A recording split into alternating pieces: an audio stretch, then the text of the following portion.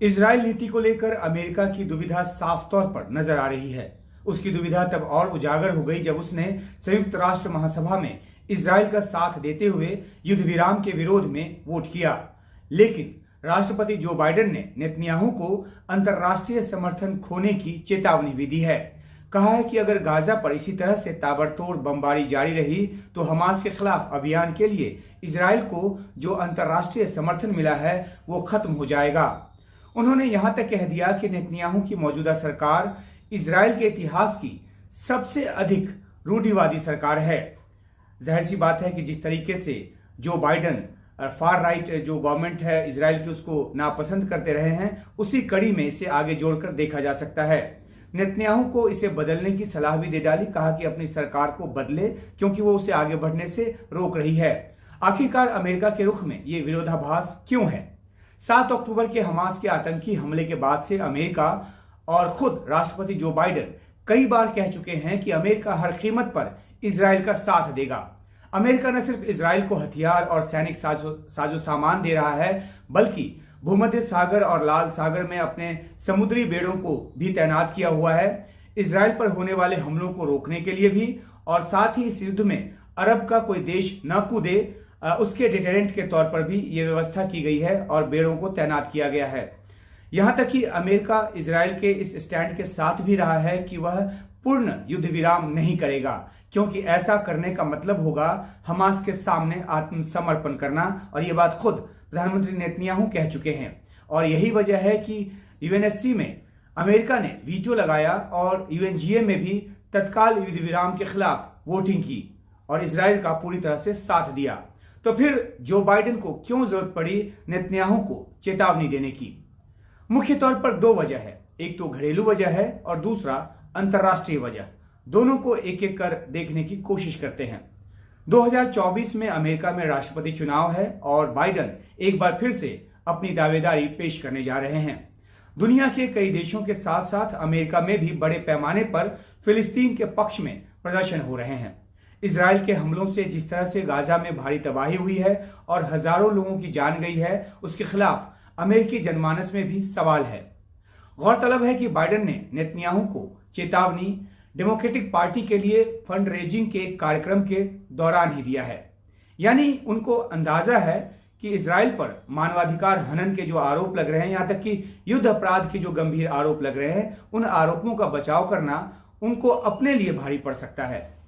America में Associate Press NORC Center for Public Affairs द्वारा किए गए एक सर्वे में पाया गया है कि इजरायल हमास युद्ध को जिस तरीके से जो बाइडेन ने हैंडल किया है, करीब आधे डेमोक्रेट्स उसके खिलाफ हैं। जिस तरह से हैंडलिंग हुई है उसके खिलाफ है। तकरीबन 46% जो डेमोक्रेट्स हैं उन्होंने इस सर्वे में हैंडलिंग के खिलाफ वोट किया है। यानी कि इस मुद्दे पर अपनी ही पार्टी में, जो बाइडेन की अपनी ही पार्टी में 2 फाड़ है। लेकिन बाइडेन की दुविधा यह है कि वे स्टेट पॉलिसी के तौर पर इजरायल को सैन्य मदद रोक नहीं सकते।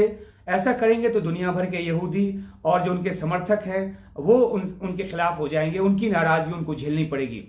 उनके लिए आगे कुआं पीछे खाई वाली स्थिति है और ये एक बहुत ही गंभीर दुविधा की स्थिति है। अमेरिका ने जिस तरह से इजरायल का साथ दिया है उसे लेकर तमाम अरब देश अमेरिका से भारी नाराज हैं और ये अंतर्राष्ट्रीय वजह है जिसकी वजह से ये किया गया है। यहां तक कि जब बाइडेन इजरायल के दौरे पर गए थे तो उनको जॉर्डन भी जाना था, वहां का भी उनका दौरा था। वहां उनकी मुलाकात जॉर्डन के किंग अब्दुल्ला द्वितीय बिन अल हुसैन से भी उनको मिलना था और फिलिस्तीन अथॉरिटी के जो राष्ट्रपति है महमूद अब्बास, उनके साथ भी उनकी मुलाकात होनी थी। लेकिन दोनों ने उनसे मुलाकात से मना कर दिया और बाइडेन का जॉर्डन दौरा जो है वो रद्द हो गया। अरब देशों की तरफ से जो बार बार ये कहा जा रहा है कि गाजा में जो लहू बह रहा है, जो खून बह रहा है, उसके लिए अमेरिका भी जिम्मेदार है। अमेरिका की इजरायल नीति की वजह से अरब देशों में उसकी पैठ बहुत कमजोर हुई है और जॉर्डन दौरा रद्द होना उसकी एक गवाही है, एक नमूना भर है। अमेरिकी राष्ट्रपति का दौरा कोई देश इस तरह से रद्द कर दे, ये अपने आप में ऐतिहासिक है। और दूसरी तरफ रूस और चीन जैसे देश जो हैं, जो कि अमेरिका के ध्रुव विरोधी देश हैं, और वो पश्चिमी एशिया के देशों में जो अपनी पैठ है वो बढ़ाने में लगे हैं। रूसी राष्ट्रपति पुतिन, हमने देखा है कि हाल में उन्होंने अपने ऊपर इंटरनेशनल क्रिमिनल कोर्ट का जो वारंट है जो कि मार्च में लगा था, उसके बावजूद उसकी वजह से वो रूस से जल्दी बाहर नहीं निकलते हैं। वे न तो ब्रिक्स समिट में हिस्सा लेने दक्षिण अफ्रीका गए, न G20 में हिस्सा लेने भारत आए, लेकिन उन्होंने यूएई और सऊदी अरब का दौरा किया। दौरा छोटा सा था लेकिन काफी अहम था और वहां उनका शानदार स्वागत हुआ। रूस इजराइल हमास के बीच युद्ध विराम को लेकर मध्यस्थता की कोशिश में भी लगा रहा है। बंधक संकट हल करने के लिए रूस ने हमास के डेलीगेशन को मॉस्को भी बुलाया था। ईरान के राष्ट्रपति जब ये यूएई और सऊदी अरब का दौरा कर गए तो उसके बाद ईरान के राष्ट्रपति भी मॉस्को जो है वहां उन्होंने उसकी यात्रा की और इन सब बातों से अमेरिका के पेट में दर्द होना जो है वो स्वाभाविक है।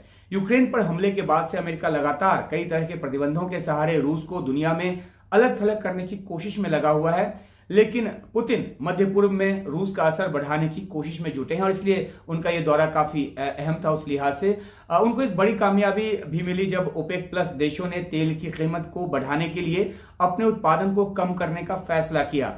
इससे रूस को, जो कि प्रतिबंधों की वजह से कम कीमत पर तेल बेचने को बाध्य हो रहा है, उसे भी थोड़ी राहत मिली, थोड़ा सहारा मिला।